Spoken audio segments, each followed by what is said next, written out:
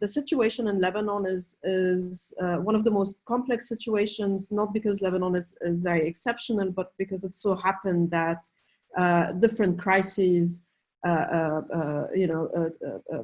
came at the same time within a very short period of time. In the past 10 months, our everyday life in this country has drastically changed, and we can feel it in the details of, just seeing our neighborhoods change, or the economic downfall, but also, at the emotional level also, a huge shift from the high hopes of the October Revolution to the very depressing situation we're in now, 10 months later. So for a bit of context, Lebanon is a country that has a political economy that is mainly based on financial capitalism. The main sector in Lebanon's economy is the banking and real estate sector, and the service sector. This has been the case since the inception of this country 100 years ago. So this month we were celebrating the 100 years birthday of Lebanon, but it's really been Lebanon came to exist from the very beginning under a French mandate. So the role of foreign countries in the history of Lebanon has always been very present, from a French mandate to then the Israeli occupation of Palestine and the borders with Palestine, to a very complex regional situation, and then to a Syrian occupation after during the end of the Civil War and after the Civil War until 2005. And since 2005, there's been a kind of course, there's geopolitical meddling in the country, but there's no direct troops in the country.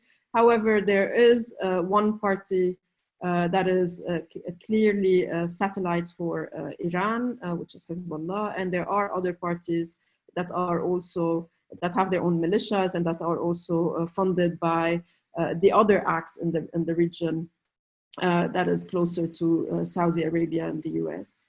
But to go back to the economic situation, since this is really at the heart of what happened more recently. So Lebanon is a country that imports almost 80% of what we consume. There's very little production, and this has been systematic, especially after the Civil War and, that ended in 1990. The neoliberal policies came about very clearly with the reconstruction projects of the then Prime Minister Rafi al-Hariri. But that was a period also where there was a systematic attack on mainly industry and agriculture, but also on labor movements and any type of organization from below. Again, it's not very different from what was happening around the world at that time. So we saw the downfall of, Lebanon had a very strong labor union prior to that, but we saw a very strong crackdown on that. At the same time, we saw a rise in NGOization, so a proliferation of NGOs and less political organizations, which is perfect for a system that I think is based on sectarian capitalism specifically. So it's a system politically that is, it's a power sharing system between different sectarian groups, but it's also a neoliberal system that flourishes on the banking sector, that has attracted historically a lot of funds from the region because of the banking policies that allow secrecy and an easy movement for capital. So in that sense, Lebanon does not export a lot. One of the main exports of our country is human beings. We have very high rates of youth migration. This has always been the case, but what we are seeing now after the financial collapse of this year is a mass migration. I mean, that I would even call an exodus. Almost everyone is leaving the country. So in 2016, so 3 years ago, the economic crisis and the drop in the oil prices have really affected the remittances that were coming to Lebanon. So it's a dollarized economy that requires a lot of dollars to be able to import everything we need. And the dollar's reserve has started to drop. So in order to deal with that, instead of really a structural change in the economy that would,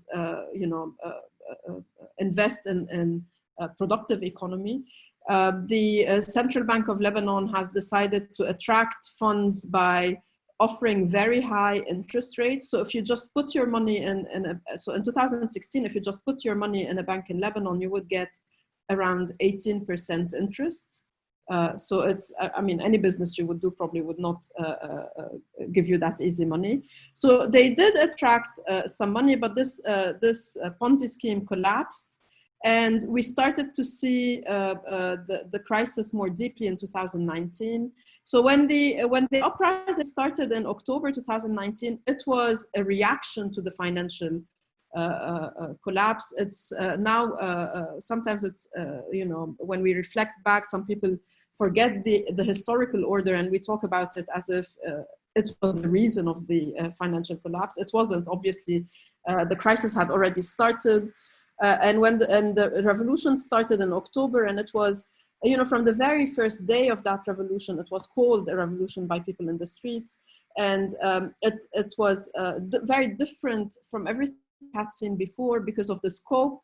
It happened in all regions of the countries, despite the sectarian class cleavages.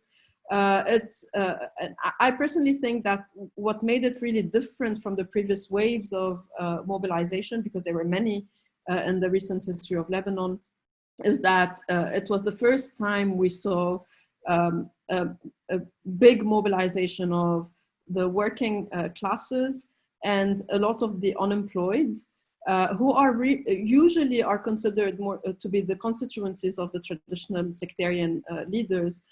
Those are the people who mobilized at the very beginning, and they mobilized against their leaders very clearly.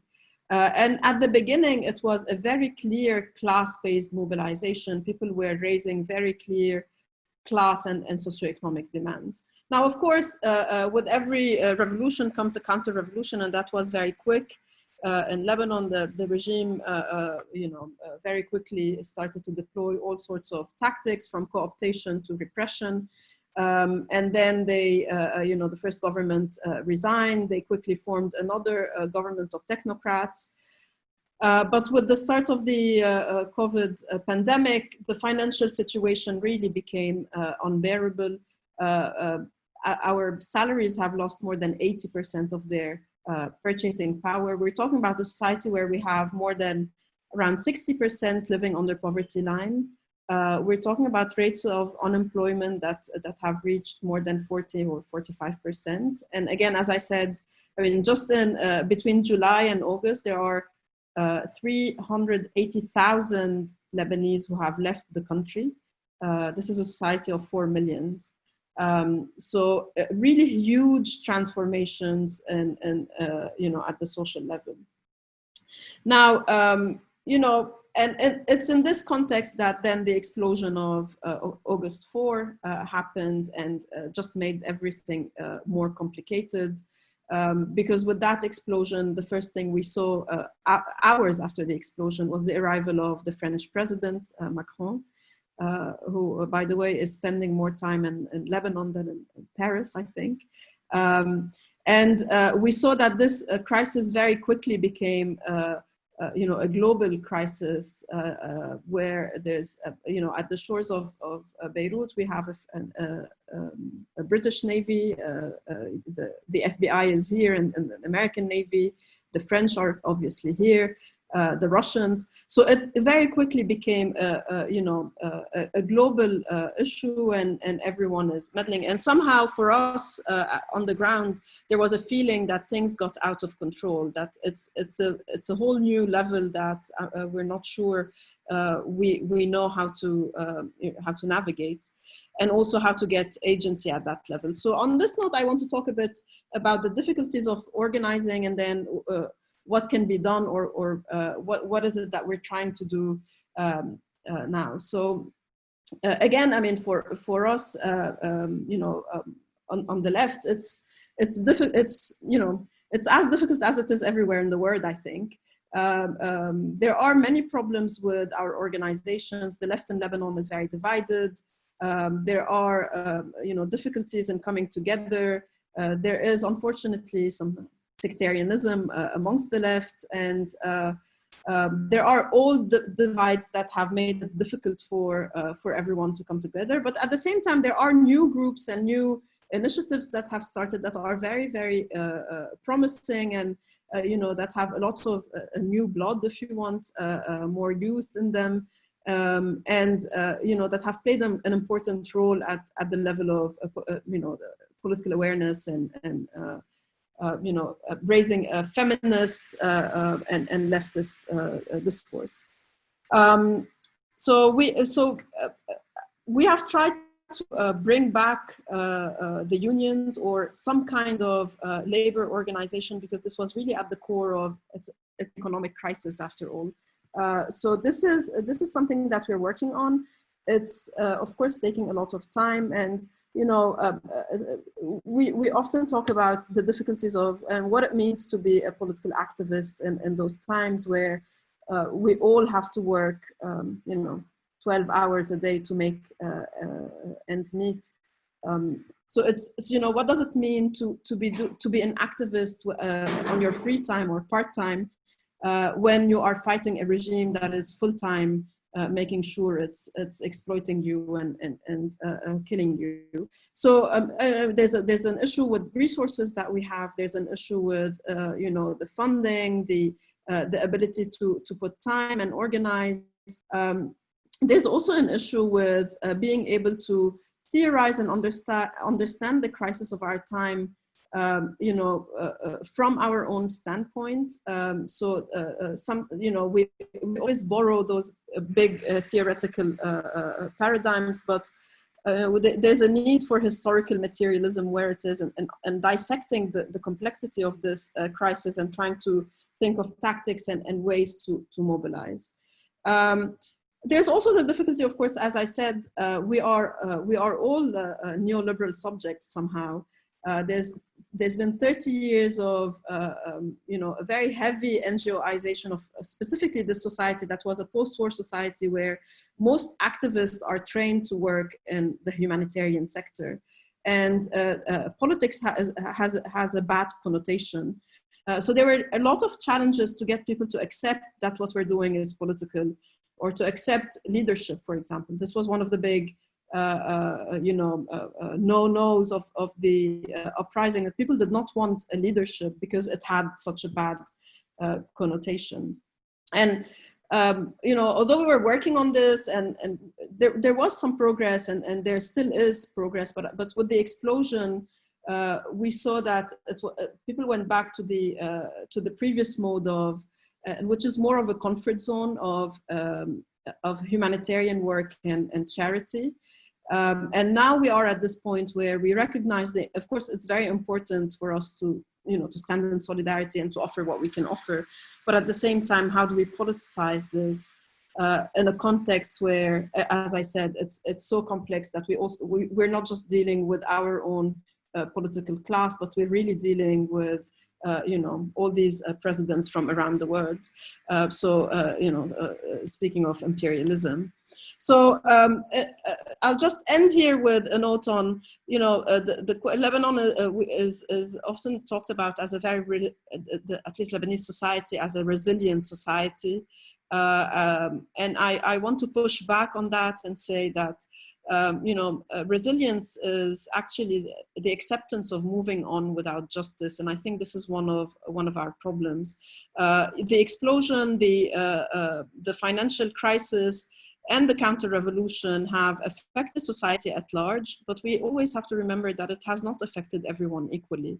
It has not affected the refugee population the way it has affected the nationals. It has not affected the working classes the way it has affected others. So it has not affected women the way it has affected men. So yes, what is needed today is solidarity, but really what is needed today, instead of charity, the first reaction after the explosion was, I got so many calls of people asking us where can they send money, and it's very heartwarming that people really come together and want to support, and those who can support financially, that's great. But I also think that more than charity and more than maybe just money for humanitarian or just aid, what we need today is really political solidarity, because I mean, in this context, really what happens politically in the UK will affect us heavily. It's a global system that is linked. It's a global system of imperialism and capitalism, whereby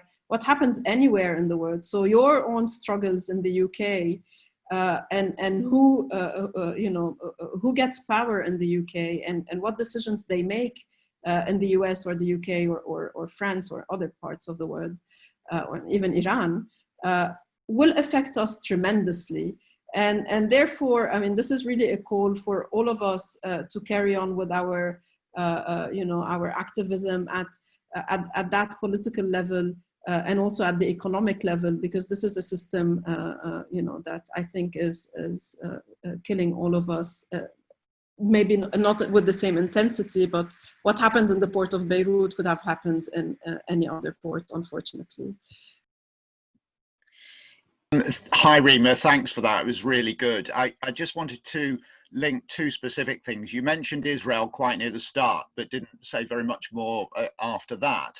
And towards the end, you talked quite rightly about the need for political solidarity, not just humanitarian. I think that's absolutely right. And there is some similarity there with the response. I'm involved in a lot of Palestine solidarity work, and there is some comparison with Gaza, which is locked down and is absolutely hammered by the twin effects of COVID and the siege. And Ramzi Baroud, the Palestinian author, wrote quite recently that he didn't think Israel would go for Lebanon because it was so busy concentrating on bombing Gaza. About 2 days later, they went into Lebanon. So what does Ramzi know? But I wondered if you could just possibly say a little bit more about Israel, and also that I just wanted to emphasize that comparison around humanitarian. Absolutely agree with you. Phone calls, let's give to Gaza, but where's the political demands? We obviously spoke recently in that interview, and I suppose hearing you speak and thinking about the fact that we've got this second section, I'm very struck by some obvious, very sharp contrasts with Belarus. I mean, you talked about the way in which Lebanon, of course, has been totally deindustrialized in a way it always has been. Financial capital has been dominant. And I think as we'll hear, that's very different from Belarus. That's part of what's distinctive. But then talking to you and talking to Siahe and then talking to Volodymyr, I was struck by some very striking similarities. One was the issue with alternative institutions to the government.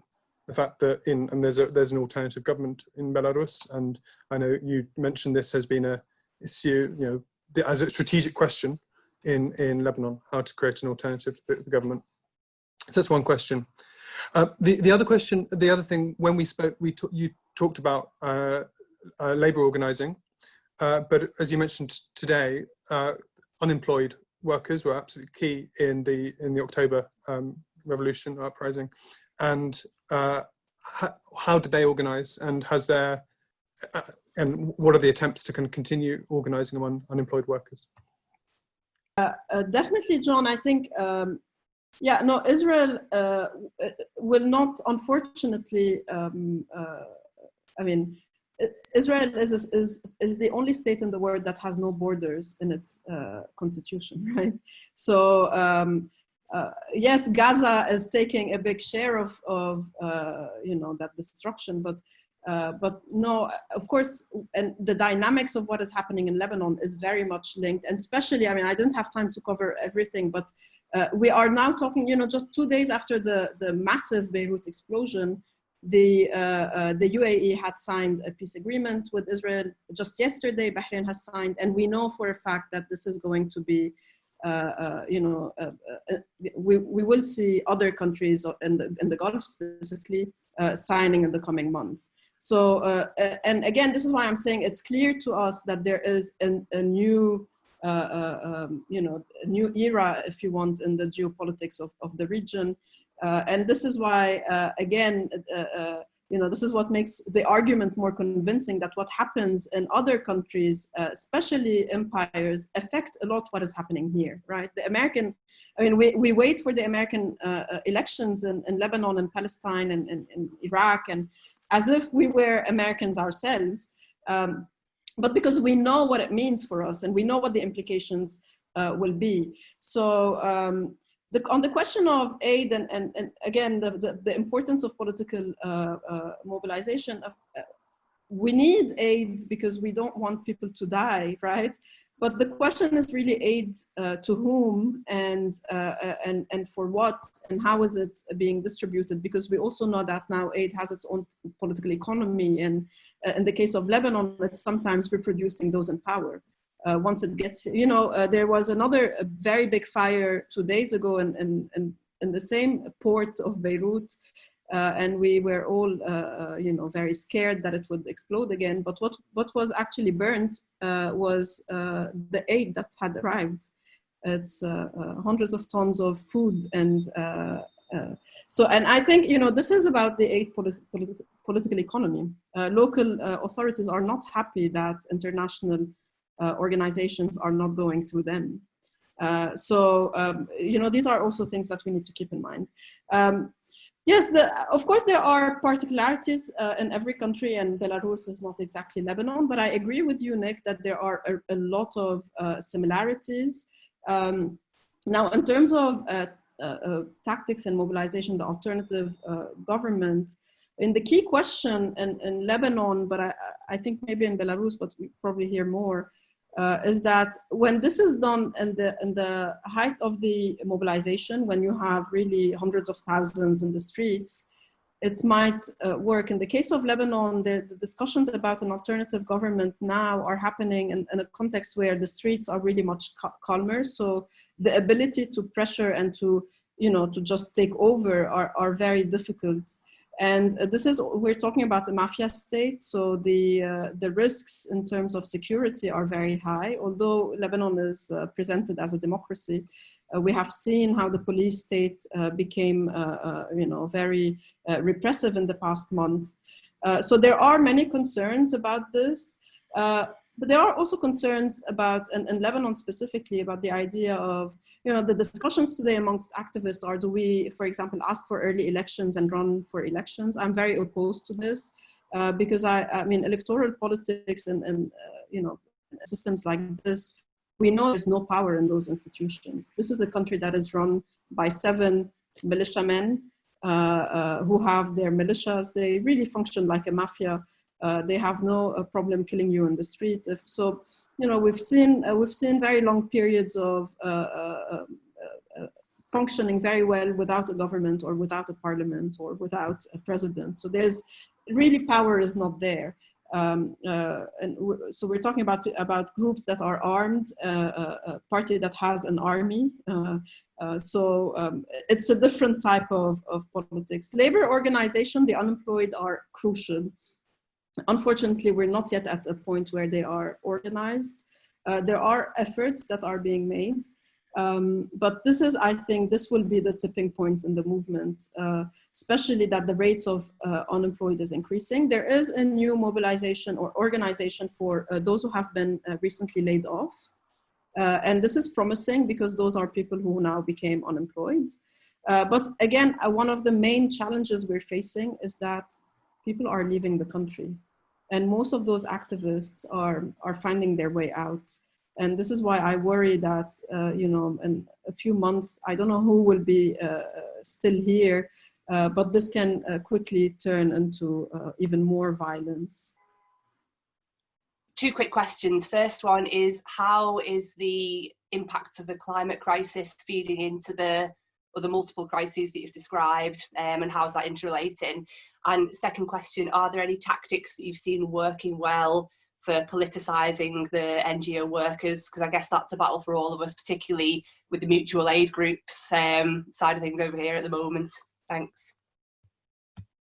Hello. Yeah.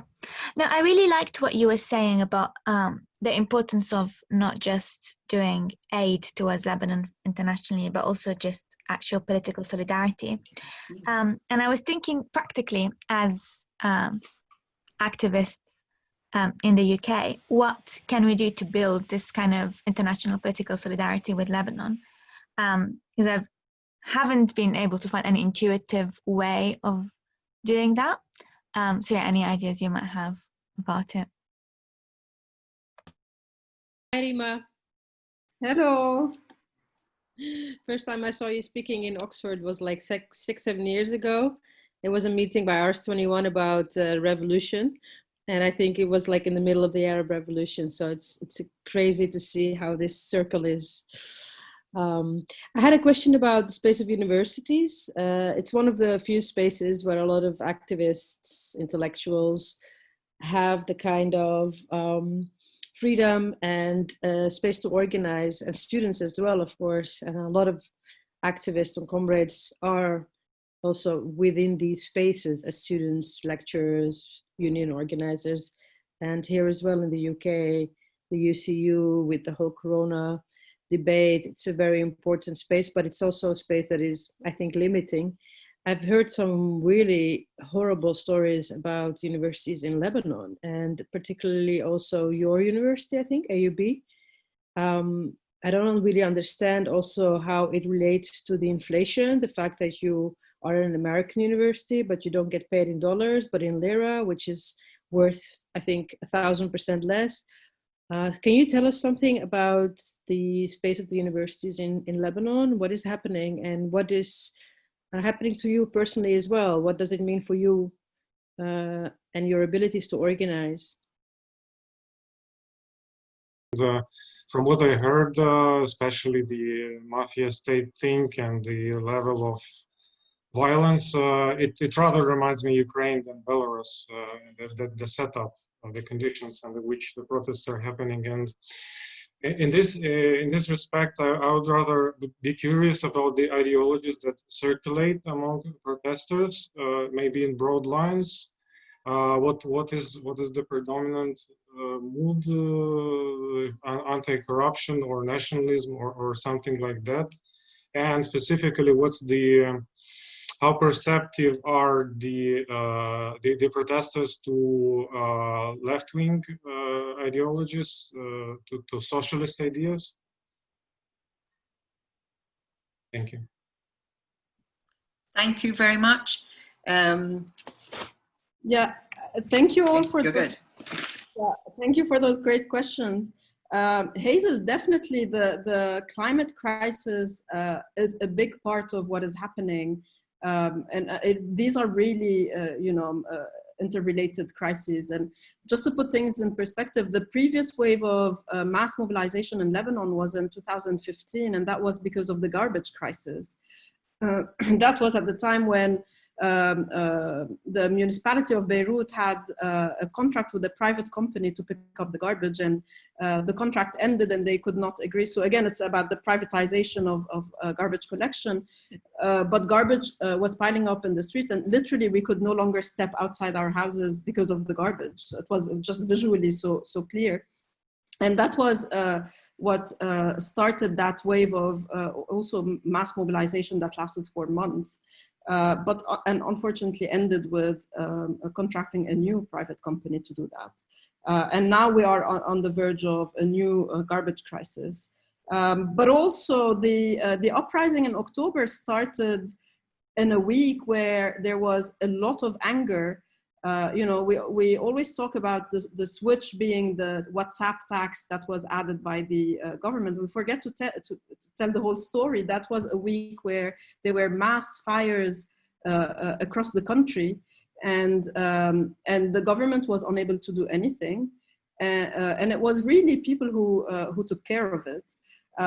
So it was in this context that the worries about also very high rates of cancer because of the mismanagement of waste and environmental crisis. So and more recently we had so one of the main struggles or battles during the uprising was the new dam that was to be built in the Bisri Valley, and it was a dam that was funded by the World Bank. And this is a struggle that's been going on for 2 or 3 years now. And just this week, we recently won that struggle, and the World Bank has stopped funding it. All politicians in Lebanon are very, very angry about this. But this is one of the success stories. The activists, the environmental activists, stopped the dam project. So this is a very important layer in understanding what is happening. Tactics that are working to politicize NGO workers, I think. Partly, one of the best tactics is the insanity of those times. I feel that people are, it's becoming so surreal that people are realizing that just focusing on one issue is not going to solve this. But also, there has been efforts to create a union for NGO workers and to bring back the question of labor. Not to just perceive yourself as someone who works in an NGO, so you're doing your share and it's charity, you're helping others, but also to look at, because these are in many cases, people who work in NGOs, these are very exploitative labor conditions where you're asked to do a lot because you're doing it for the good of society. So there are efforts to organize there, and again, I'm not saying these are of course very difficult efforts, but I think it's promising when we start to bring those issues back, and then to start thinking about it's once you talk about labor, it will definitely become political, because then it has to do with the Ministry of Labor, and then with the political setup altogether. So there's so that I think is what is happening here. Zad, in terms of political solidarity and what can be done in the UK, as I mentioned, there's a British Navy just here. So I think pressuring in terms of what type of intervention as a government is the US doing in other parts of the world. But I think there are also things about more solidarity that can be helpful at that point in time, like for example waiving fees of students who are in the UK, or sanctions on, our main crisis is a crisis of oligarchs who have literally stolen our money from the banks. Well, they've stolen this money, and in many cases they put it in UK banks, or they've bought property in the UK. Or one of the main leaks we got recently is a Lebanese billionaire who owns a bank and who does not give depositors even $20 of their own money. So I cannot withdraw $20 from my bank. But he just bought a flat in New York for $10 million. So this is obviously my money, right?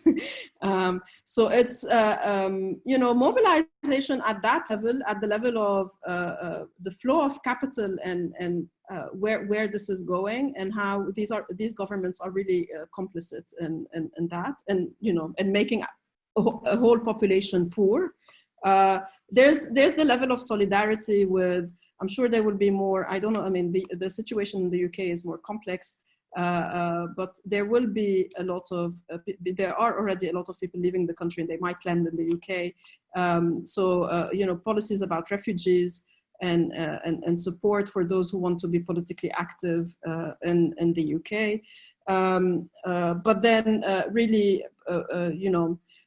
the very clear and obvious military or imperial intervention in the region that the UK is doing. And at a broader level, I really think that any kind of activism against global capitalism in the end is pushing in that direction, because these are all crises that are interlinked in one way or the other.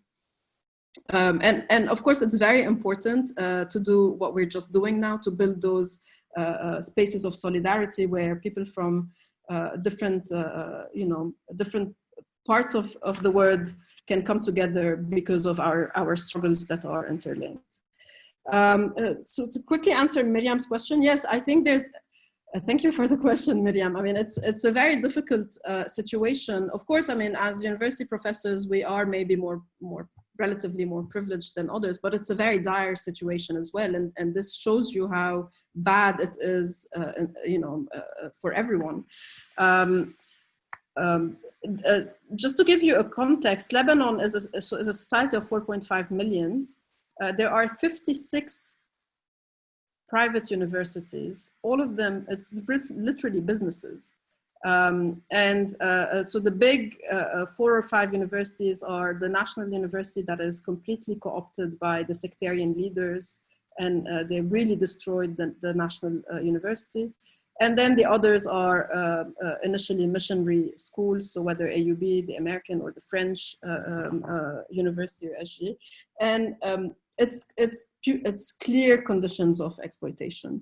They make students pay, or they price tuition in dollars, they pay us in Lebanese pounds, so our salaries are worth almost nothing now.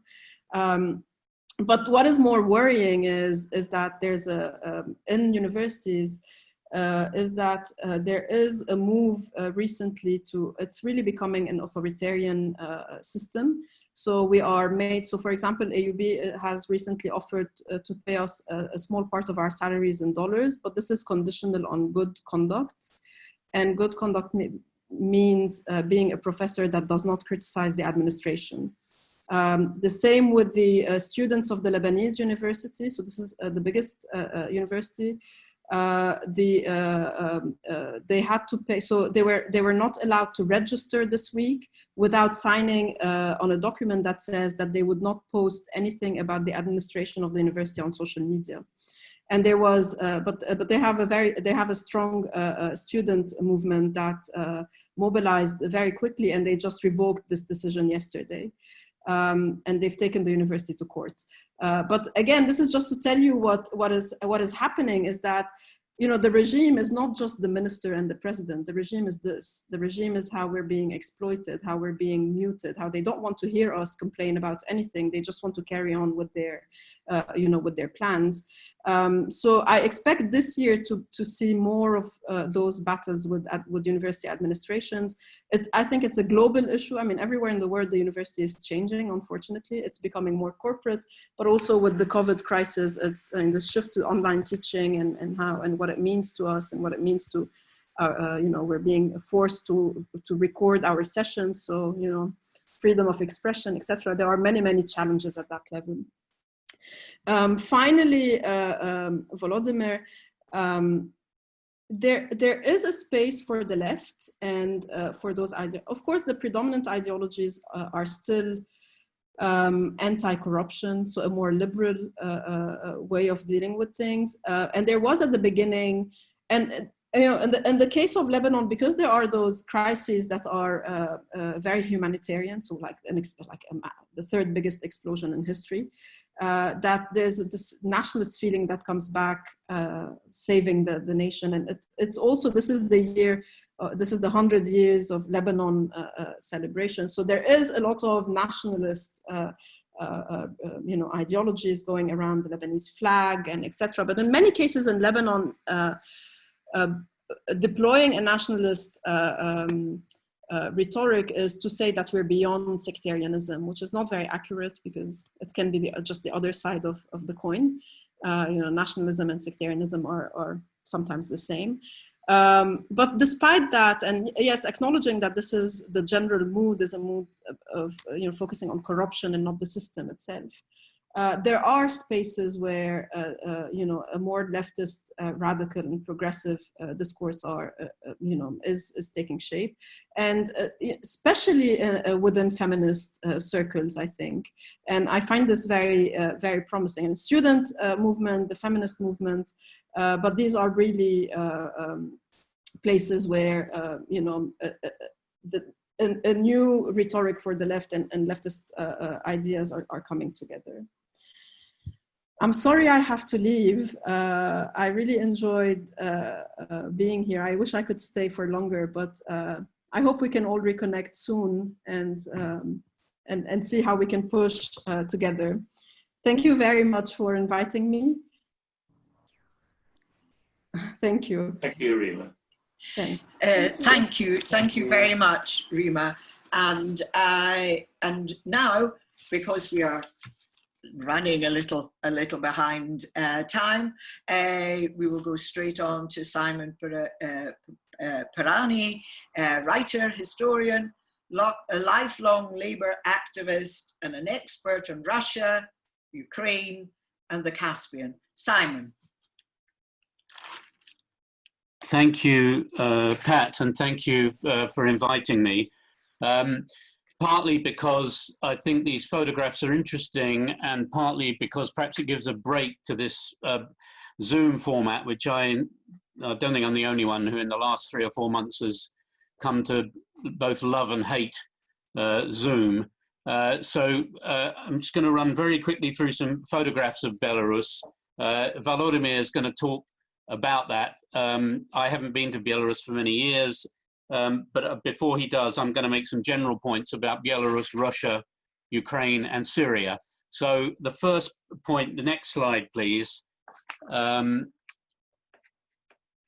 is the size of these demonstrations. That was in Minsk on the 6th of September. I mean, I think by some accounts there are about a 250,000 people out, including all the various cities. Next slide, please. And that's in a population of 10 million.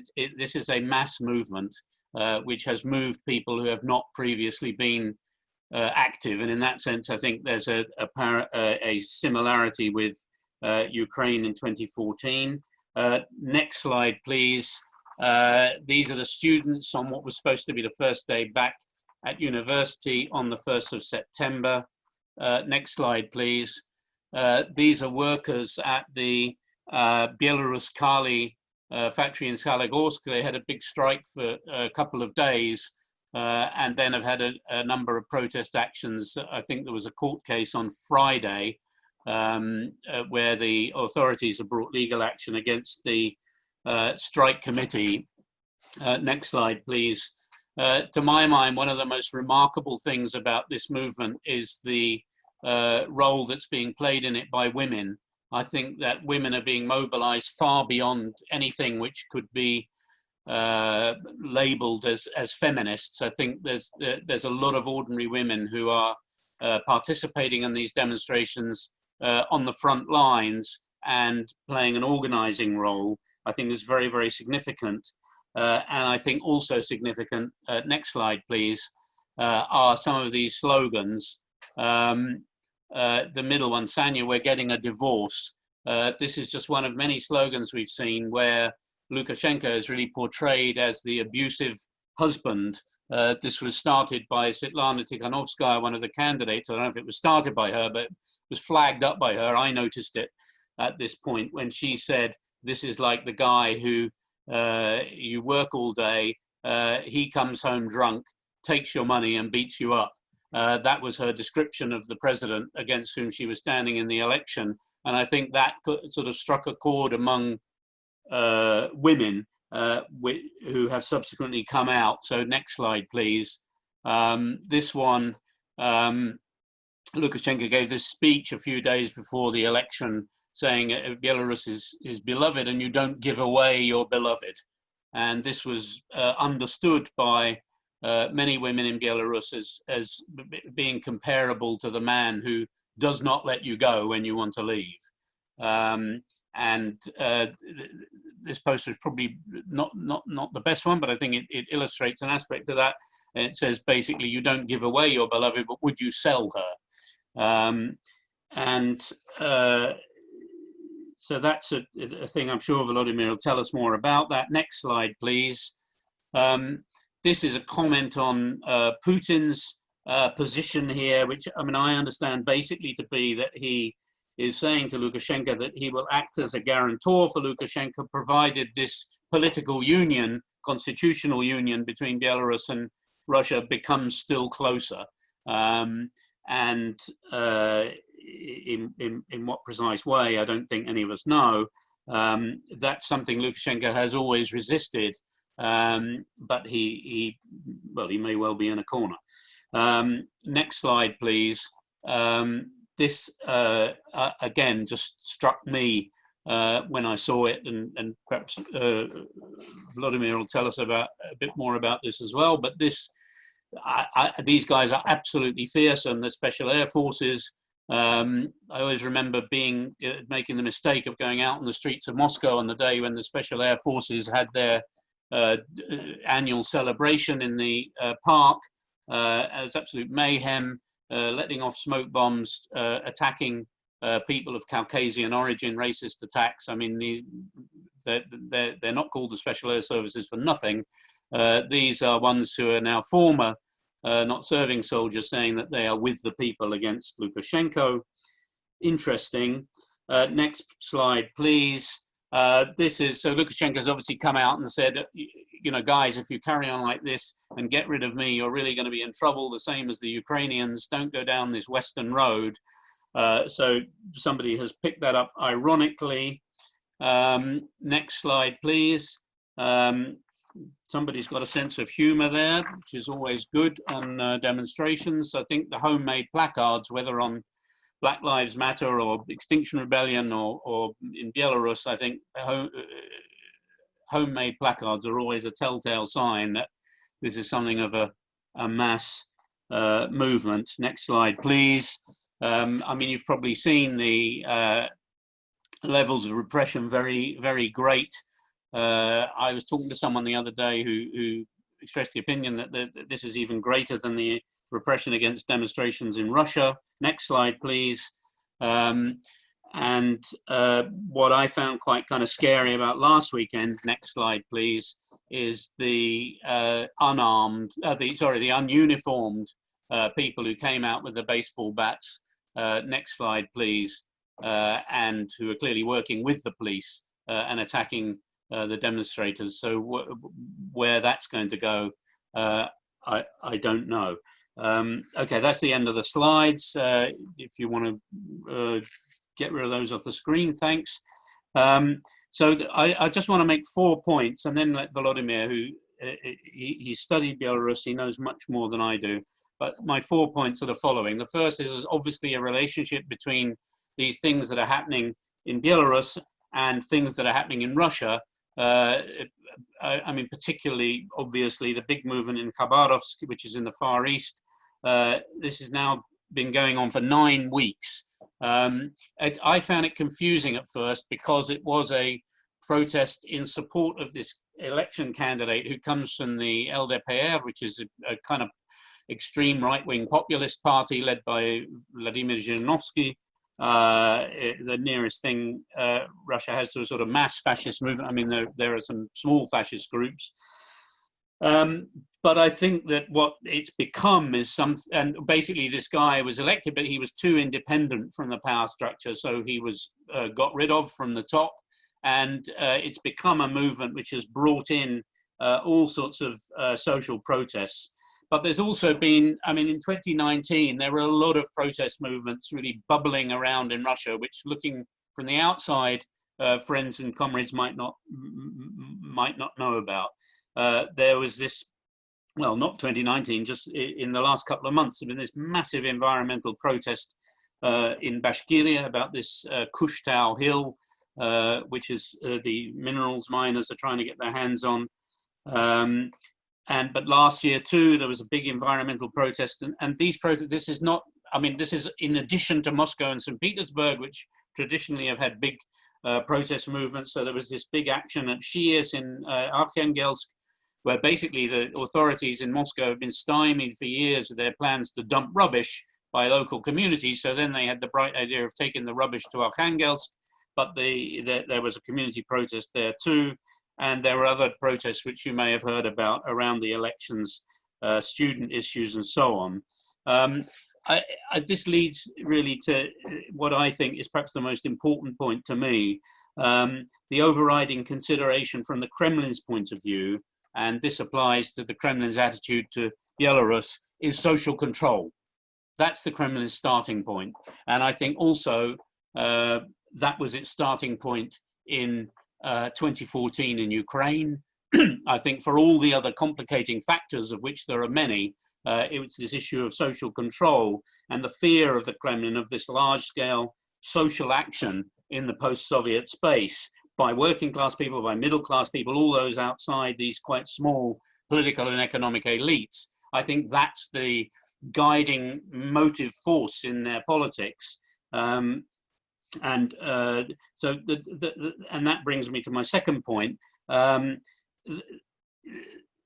my mind, among I was going to say the left, and I hate using that phrase now for reasons that I'll come on to explain, but in the labor movement in the West, I think the massive misunderstanding about Russia and the view of Russia predominantly through a geopolitical framework has been incredibly damaging to the movement here, to the movement in Russia, and to the movement generally. And I think this is a really important point. Time and again, what Putin has done and what is going on in Ukraine or Syria or wherever has been understood through this geopolitical frame.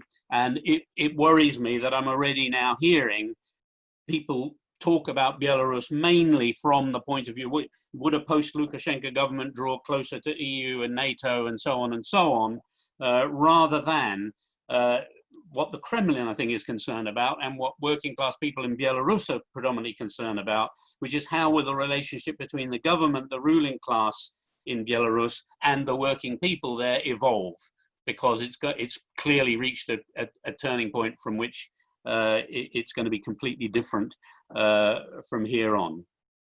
And so my third point is about the character of the Russian state. I think we've seen the evolution of a position first in respect of Ukraine, then Syria, which downplays the significance of class struggles. I've said that as a position from Western so-called leftists. I think this is a distortion of ideology. And I think from the Russian government point of view, this is part of its strategic success in playing a weak hand very well. So not only has the Russian government with military force, which is vastly inferior to what it had in the Soviet period in relative terms, it's not only managed to resurrect itself as the supposed chief geopolitical opponent of the Western powers with all this mucking about the American election and everything else, it's also managed to convince some political forces, not only on the extreme right, but on the left as well, that this is something positive, it has something to do with anti-imperialism and so on. And so in Ukraine, and much more in respect to Syria, this led to people on the so-called left, and this is why I started wondering what was the point of that term, downplaying or even justifying these Russian state actions. And of course, the state actions in Syria, where, again, notwithstanding all the surrounding complications, you're dealing with a revolution being drowned in blood and people finding ways to either downplay or justify that. One has to then ask oneself, I think, what does the word left mean? To my view, the position of Russia in respect of the other powers is roughly the following. Economically, Russia has been integrated into the world economy, so over the last 20, 30 years, in a subordinate position as a supplier of raw materials, oil, gas, and minerals. And economically, clearly, it's been put in that subordinate position with these big corporations, these big corporate groups in Russia being completely dependent on international finance, with a government which essentially has a neoliberal policy in respect of supporting those groups, in respect of undermining and gradually dismantling many aspects of the limited welfare state that existed. That government's also attempted to diversify away from the raw materials export to increase labor productivity in other sectors and so on, and has failed time and time again. I mean, it's a difficult thing, I think, for any capitalist class to do, and they haven't done it. That weakness, however, in respect to of Russia's position in the international economy, does not alter the fact that it has long been an empire. It essentially continued as an empire through the Soviet period, and the ruling class and the political elite have continued at all the methods of rule that one would associate with an empire. So the wars in Chechnya in the 1990s, you can then see a line drawn from those to the Russian support for the separatists in eastern Ukraine, and then the Assad regime. So then the fourth and final point really is just about the defeat of the Syrian revolution, because I think this is one of the quote achievements unquote of the Russian state, because it was with Russian armaments and Russian support that Assad was, because there was a point at which it really looked like Assad was going to go, and he was able to continue mainly because of the very strong support that he got from Russia. And I think that again, I mean, I sort of struggled to get to grips with what happened in Syria, but I think it was clearly about social control more than about geopolitics. Again, this is the central theme. Of course, there was a Saudi support for Islamists, the Turkish intervention, the intervention and non-intervention by Western powers, all these other things are going on. But I think that this was if the word revolution means something in the 21st century, what happened in Syria in 2011-12 was clearly a revolution. And this revolution was, in fact, the regime preferred to turn it into a civil war and to drown it in blood, rather than to allow it to continue or find some kind of compromise or new modus operandi. I think the failure of the labor movement internationally really to react to this has also been is also related to a failure in terms of the development of Marxism. I think this lesson of this defeat should be at the center of our understanding. It says a lot about what revolution and social change might or might not look like in the 21st century. I think that the Syrian voices, such as the book, which to my mind was a real turning point in my understanding, by Yassin al-Haj Saleh, is not at the forefront of discussion. And I suppose I just end on the point that I think that the deep-going prejudices, I'll call them, on the so-called left about Russia and its part in the world have somehow helped to block a discussion about Syria and this defeat. And to me, it's very difficult to see how we can go forward and think about social struggles from this point onwards without really coming to terms with that defeat and acknowledging it and working out how to go forward in the light of it. So thanks. Thank you very much, Simon. That was extremely useful. We're just going very quickly on to our final speaker just before we have time for a general discussion. So our final speaker is Volodymyr Artiukh.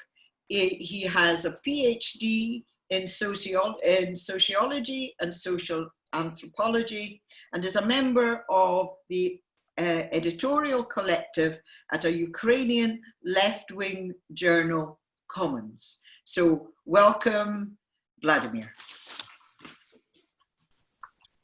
Thank you for having me. Thank you, Simon, for the very useful and enlightening introduction. That's essential for understanding what I'm gonna say. The visual, yeah, I wasn't thinking about including visual information, visual material, but now I think it was really great, and I only would add maybe a couple of pictures of the supporters of the president of Belarus, Lukashenko, and that's really something to consider, because in the West this is not almost never represented, and this is essential for us, for international socialists, to understand the situation on the ground, because the Lukashenko government doesn't just come out of nowhere. It has its very peculiar history. And in this 10 minutes, I'm gonna talk basically about three things. First, a brief overview of the political economy of Belarus, to give you an understanding of the broad trends in this whole thing. Then I will talk briefly about the protests themselves, and then specifically about labor part of these protests, and finally I will come back to the points Simon made about Russia and try to discuss or maybe open questions about Russia's role in Belarus. I would first start by saying that it's kind of good old Marxist terminology fits well to describing the Belarusian political economy. There is an argument of whether Soviet Union was a state capitalism or not. I think it's far-fetched to claim this, but Belarus definitely is state capitalism. It's at least 45% of the economy and of the employment in the country is directly state-owned. The remainder 30% is at least state-controlled, and the rest is private capital, with an essential share of Russian capital there, which is concentrated in financial sphere, in somewhat in industry, and in the hydrocarbon transit infrastructure. So the state, the fact that the state directly controls the high ground of the Belarusian economy means a lot for understanding the workers' situation, because hence the workers, the conflict that is apparent to the workers, that is not probably objective, but how they perceive it, is that the state is the enemy. The bureaucrats are the enemies, right?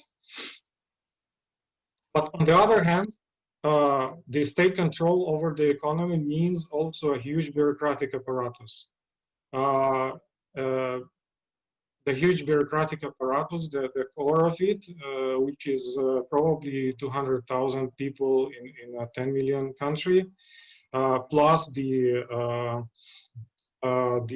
forces, this various security agencies, and this whole bureaucratic apparatus extends towards, roughly speaking, 3 million people who are directly dependent on the state budget, who get pensions from the state budget, who get their salaries from the state budget in various state-run organizations, and these people's interest is directly aligned with the interest of the state. So it is essential for us to remember that these people, although they probably are not exactly happy with Lukashenko and so on, but their interest is aligned with the interest of the state, and they are not prone to mobilizing or organizing in support of the state. The state actually tries to mobilize them to show that they are there. but they do appear on the streets, and they do appear as the sort of father of this whole protest movement. It is really difficult to discuss this in terms of numbers, because Belarusian state is basically opaque. The essential statistics, even the basic statistics on labor market, is basically secret. We can only speculate that there is probably 20% core support for Lukashenko, and probably around 50% of the population who has been hesitant, who has been passively supportive or passively against it. And this is this hesitant, silent minority who came to the streets now, and who are there on the streets, as Simon showed. So this what Belarusian political economy helps us to see. The political side of this political economy is what I would call, after Gramsci, a Caesarist regime. A Caesarist in a sense that it's the state who controls both the capital and the labor, who subdued both of these social classes, and who rules over them not through some sort of positive ideology or hegemony. I would oppose the idea that Lukashenko has some sort of hegemony in Belarus. It's more down to earth, manipulative, stick and carrot tactics. Belarus doesn't really have. It has a state ideology as a notion, but state ideology doesn't have a substance. At times, the state uses socialist rhetorics, at times hardcore free market rhetoric, and why the state had to rely more on free market rhetoric and free market measures in the last years is something that Simon may explain later, is the changes in terms of hydrocarbon trade with Russia. Because as you know, the hydrocarbon prices plummeted, and Belarus was a transit country that lived off the transit of gas and selling of oil products to the West. And the state budget was hit hard, and the state had to cut on subsidized workplaces. The state share of the economy has been shrinking a bit, and the unemployment rose.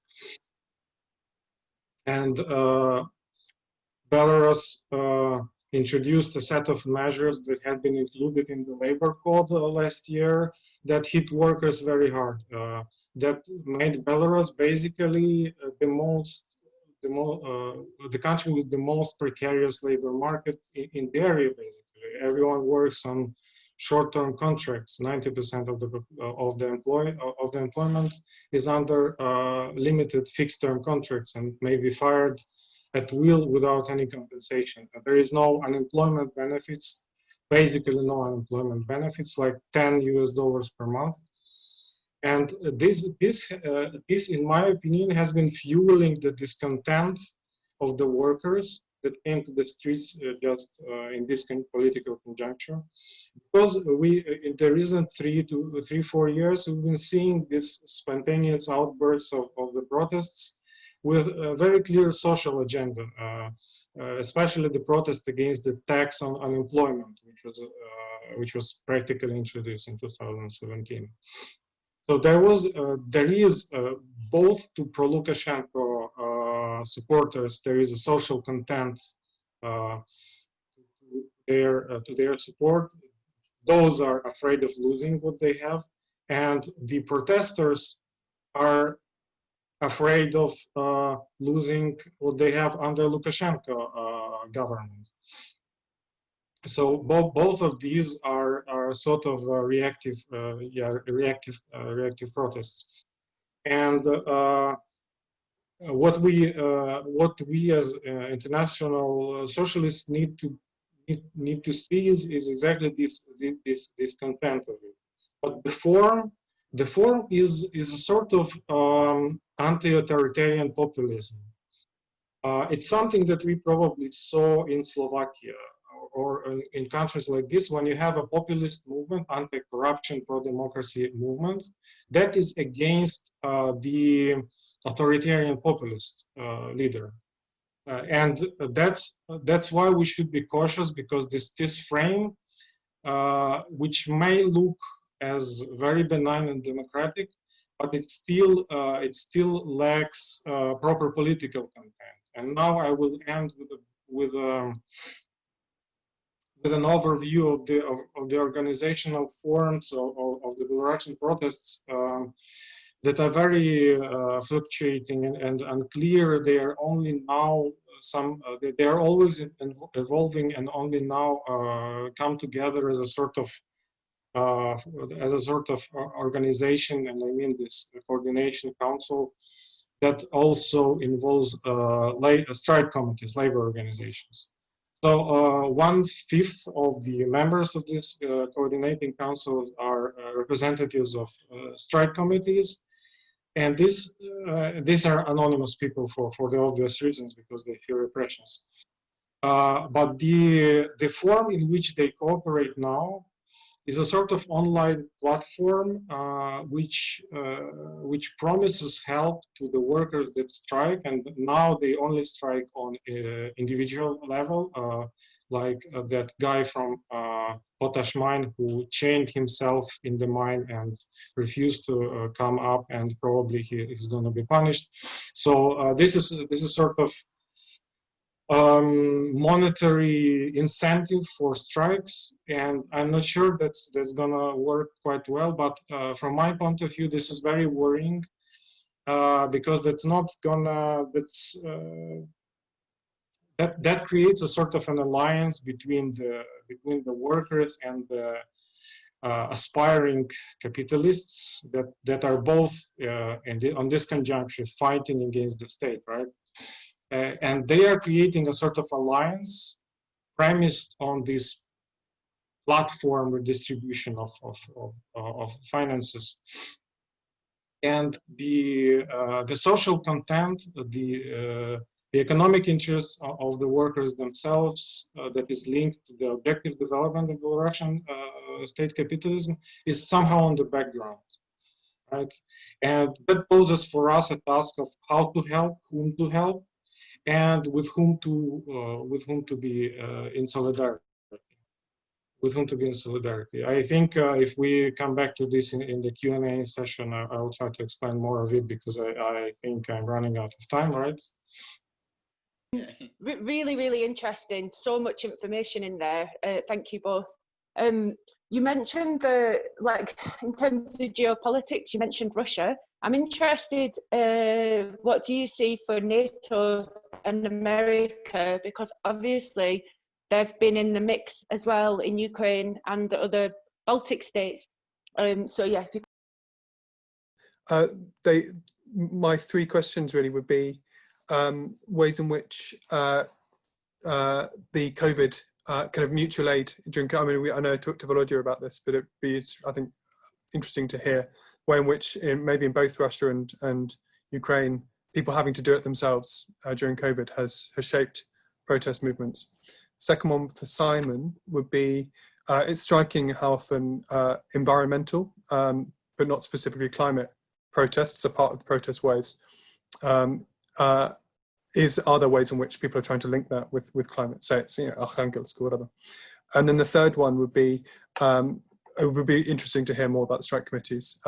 One thing that lots of people in RS21 are engaged in is thinking about just transition, and so hearing a bit about the strike committees and the way in which this is forming a new form of organisation for labour in Belarus would be very helpful. Thanks. Shall we take Simon first? Yeah, thank you for the questions. I can't answer them sufficiently, and I mean I definitely don't know. I don't really have a feeling for the issue about COVID-19. I haven't been to Russia or Ukraine this year. About the environmental protests in Russia, again, I mean I don't have any kind of incredible insights. What I would say is that it's often not understood among comrades and friends here in Western Europe, the depth and breadth of environmentalism historically in Russia. So the environmental movement in the last 3 or 4 years of the Soviet Union's existence was absolutely enormous, and was one of the precipitating factors in sort of opening up democracy. There was the explosion at Chernobyl was a key moment in all that. I suppose one of my questions about Belarus is whether there are any sort of echoes of all that in the movements now.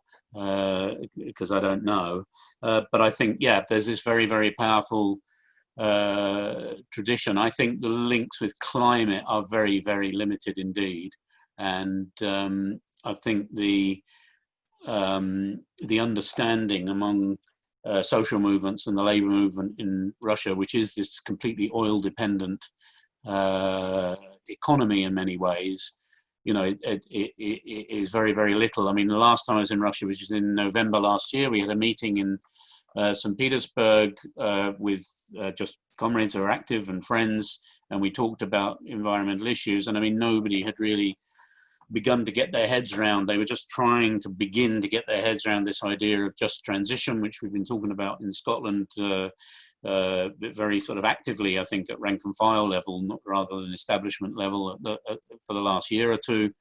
And yeah, that discussion has to come. The Soviet Union and then Russia in the climate talks were a big, along with Saudis and Americans, a big kind of what's the word, support for climate denial, climate science denial. So yeah, I think those issues are all in front of us.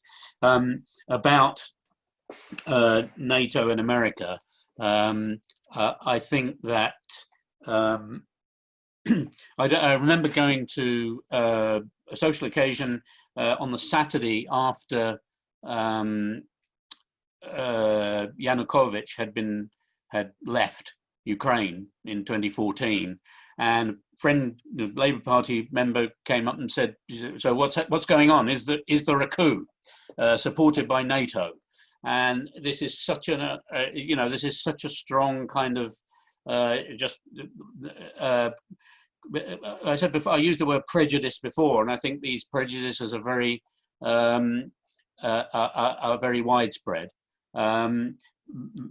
My answer really would be some of the things that I said earlier. I think that the Putin regime was concerned primarily in Ukraine about social control. Now, it would be very easy to extend that argument to a ridiculous point and say that these geopolitical issues were entirely irrelevant, and I would not do that. I mean, obviously, Ukraine economically has, in the last 5 years, moved very much to be integrated into the whole EU system. Clearly, there's a move to make Ukraine and Turkey as well, of course, a big source of cheap labor, which can be exploited either in the country or in the form of migrant labor. It is a huge source of cheap, skilled labor for European capital. But I think, you know, one has to argue for the Labour movement to shed its prejudices in order to get a kind of objective take on this. The idea of NATO, I mean, it's true that, I mean, going back to Kuchma's time, if not the very first president of Ukraine, Kravchuk, there were joint exercises and NATO advisors turning up, and all this was going on. And they obviously saw the historical competing nationalisms between Ukraine and Russia as something to exploit. They're also not stupid, and clearly that was part of the whole sort of reorganization of Central Europe. But I think the driving forces were mainly economic. Clearly, it's very different with the Baltic states, which they've been able to make, to have to bring into the EU. I think we have to not be guided by our prejudices here in thinking that this is what really explains what's going on, because this is not what explains what's going on. What explains what's going on in the first place is the development of the class struggle in these countries. And I think that's got to be the starting point for our analysis in order then to try to get a sense of these competing imperialisms.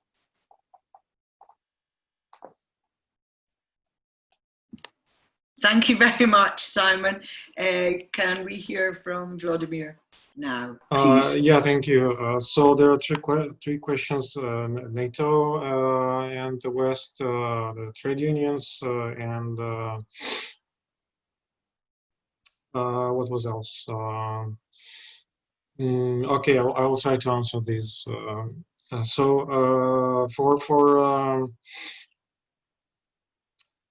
Since 2000, since the late 90s, Belarus was basically, for the most part, diplomatically isolated from the West, and the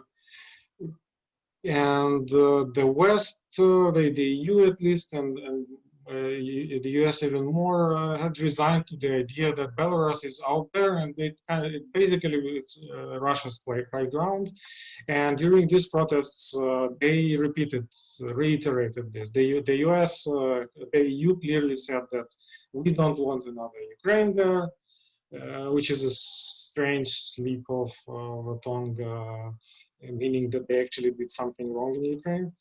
And there is, I can say I see any traces of what Belarusian propaganda says about Western meddling. There were of course numerous attempts of Western foundations, NGOs, and so on to help Belarusian NGOs, civil society players, but it was massively counterproductive. Any kind of help like this in a country like Belarus corrupts the civil society, the NGOs, and you can even see studies recently published that said that the NGOs that got Western help were more interested in actually getting more of this help than doing anything. And this is a cautionary tale for us as well. If you want to help, whom and how, this is not that simple. And this brings me to this another reminded me the question about COVID and the NGOs that were working with that. I have a bit of a dissident opinion on this. I think Belarus basically tackled, let's be clear, Belarusian healthcare and epidemiology system tackled the crisis not in a disastrous manner. I know I've been following doctors and all kinds of healthcare specialists and know what they did. And Belarus has a very extensive healthcare system with the number of beds per 100,000 of population comparable to that of Germany. And this was in itself a factor that helped Belarus go through the first wave in a rather satisfactory manner. There was contact tracing, there was isolation of the patients and so on. The rhetoric of Belarusian government, which was stupid beyond belief, that's something that sparked concerns. There were NGO people. There was particularly a group of volunteers that was related to an alternative trade unions that did help gather money in the first weeks of the crisis, buy necessary equipment for the healthcare professionals, and that paid off immensely for the healthcare and for those volunteers. they gained visibility, and the state basically recognized them as a civil society actor. But then the state caught up with this, and healthcare system worked. Now these people, these volunteers, they go on now with gathering money for Solidarity Fund. It's called the BySol, Belarusian Solidarity Fund. They were among the first ones that proclaimed to be a national strike committee, although they didn't really have representatives of labor there. They were mostly NGO people and some business people. Now they came closer to being integrated with the actual strike committees on the basis of this platform that I mentioned before, this sort of redistributive platform that allows workers to kind of secretly join trade unions, because if you join openly, you may suffer from some repression, and to offer help for those who went on strike individually. Now briefly the question of trade unions. This is a very sad story. Belarus, in the 90s, Belarus had a huge national trade union federation, which was in opposition to the government, which was probably a unique case in post-Soviet space, when you have a trade union that encompasses almost everyone, almost every worker, and whose chairman ran against Lukashenko in the elections in 2001, and he lost. And since then, Lukashenko, his administration took over the trade union and co-opted it to the state. And now this trade union, which still is in the immense power, is basically a bureaucratic arm of the state. It's not independent force. But the unions on various separate enterprises, they can gain relative autonomy if pressurized from below. There were cases, at least 10 cases, when separate organizations, separate union organizations that's supposed to be loyal to the state, actually implemented, actually signed letters against the government, letters condemning electoral fraud, which is an unprecedented thing. So it means that they are liable to the pressure from below, from the work. And this is this large union. The alternative trade unions that are very small, that are not more than a couple of thousands people, they look very much like NGOs.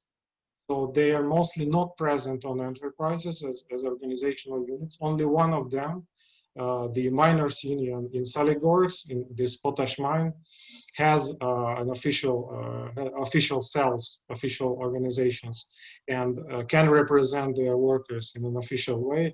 And predictably, it became the basis for the strike committee in Soligorsk city and on Belarus Kali.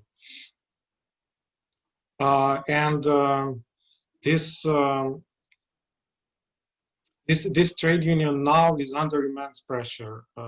Many of its leaders are detained and detained, released, detained again. Some of them fled to Ukraine, for example, in exile. And if I would say that, well, that's my usual response. If you want to help someone in Belarus, you should look at these people first. You should establish contacts with these trade unions and labor leaders, but it will be extremely difficult not to expose these people, to repressions, because it's illegal to get foreign help, and even more, it's dangerous to get foreign help for the so-called political thing, because everything is political in Belarus. So you can't, for example, you can't legally send them money directly to establish a strike fund. You can't do this. That's someone asked me about how this platform is called. It's called online trade union. It's in Russian, so I can send the link if you want to know. This solidarity fund is called BySol, Belarusian Solidarity. They have they publish a lot in English. You can find it, but they are not left wing.